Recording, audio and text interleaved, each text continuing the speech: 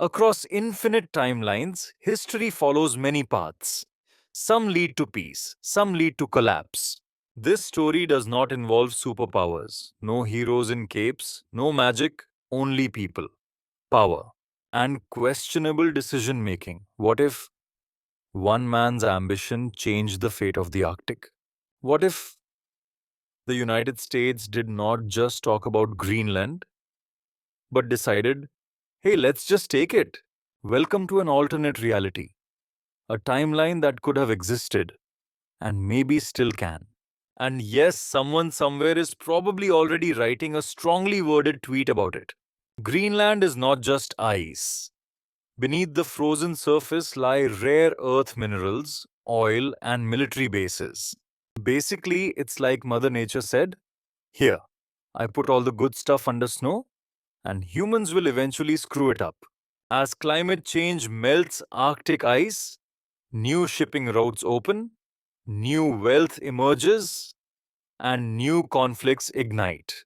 For decades, global powers have quietly watched Greenland. Now, someone forgot to whisper politely. January morning, Washington, D.C. The president steps forward.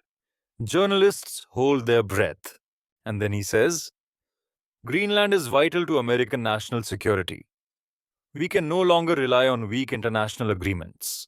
We will secure our future by any means necessary. Markets react instantly. European capitals freeze. Twitter explodes. In other words, diplomacy just face planted on a glacier. Within hours, classified orders circulate. Operation Ice Spear begins. Aircraft carriers move north. Stealth bombers deploy. Special forces practice their best. I'm cold and angry faces. Official explanation. Joint security exercise. Reality.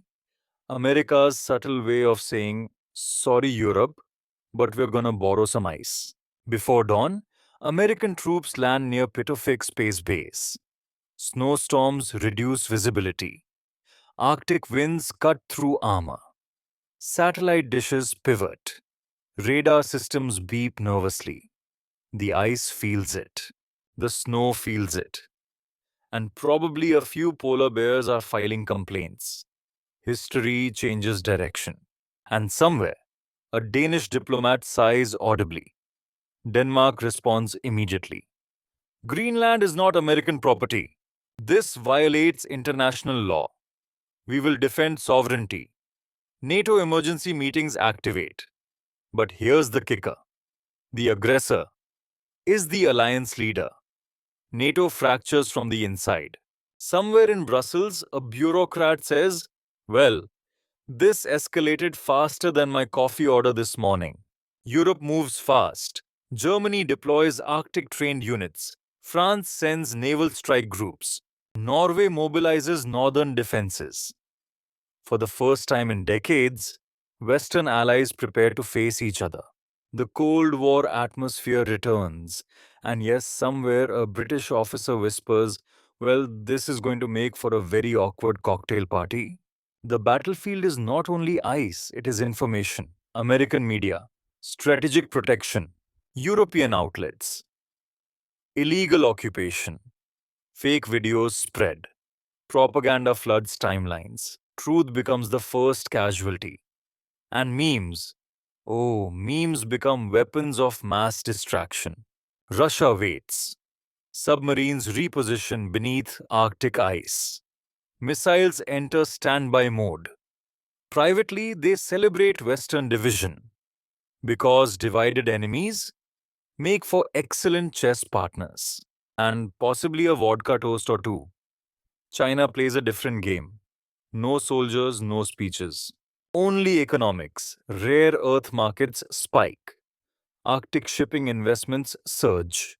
While others argue over snow, China quietly counts money. Classic move? Let the Americans fight the Europeans, we'll just get rich. A radar installation near Pitofik goes offline. No casualties. No claims of responsibility. Tension explodes. Every soldier fingers triggers. And somewhere, a NATO general mutters, I didn't sign up for this much cardio in a blizzard. Greenland's people rise. Thousands protest occupation. Elders speak to cameras. Children hold signs. We are not a chessboard. The world sees. This crisis is human. And in a sarcastic aside, probably the first time global powers realize the locals have opinions. Oil prices surge. Airspace shuts. Tourism collapses. Shipping delays multiply. One island destabilizes the world economy. Somewhere, a British banker says, I knew investing in Iceland was risky, but Greenland? Really? The UN demands withdrawal. 72-hour ultimatum. America refuses, Europe threatens sanctions, Russia proposes new security framework. Diplomacy becomes theater, and the interpreter's face says, I just translate, I don't do magic. Two armies face across frozen land. Weapons locked. Missiles armed. One mistake could start World War III. Commanders hesitate. Politicians argue. A British observer mutters dryly, this is less Game of Thrones, more frozen footsie. Greenland announces a global referendum. International supervision. Full transparency. For the first time, the island speaks for itself. Military operations pause. Diplomacy re-enters the room.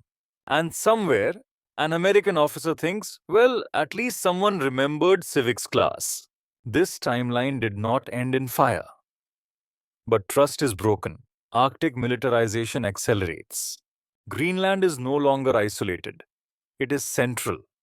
And the real question remains, what if next time there is no referendum? What if next time there is no pause? Because history is not fixed, it is written by choices, and someone somewhere is tweeting about it. Weeks later, the world pretends everything is normal. Troops withdraw, news cycles move on. Politicians shake hands for cameras. Trust between allies is broken. Arctic militarization accelerates. New bases begin construction quietly. Under melting ice, corporations prepare extraction equipment. Governments rewrite defense strategies. Satellites monitor every move. Greenland becomes the most watched territory on Earth. Not because of war, but because of what it represents. The future battlefield is no longer deserts or cities. It is ice. It is resources. It is control. And somewhere in another timeline, someone is already planning the next move. Meanwhile, somewhere in London, a journalist sips tea. Well, at least the snow looks pretty.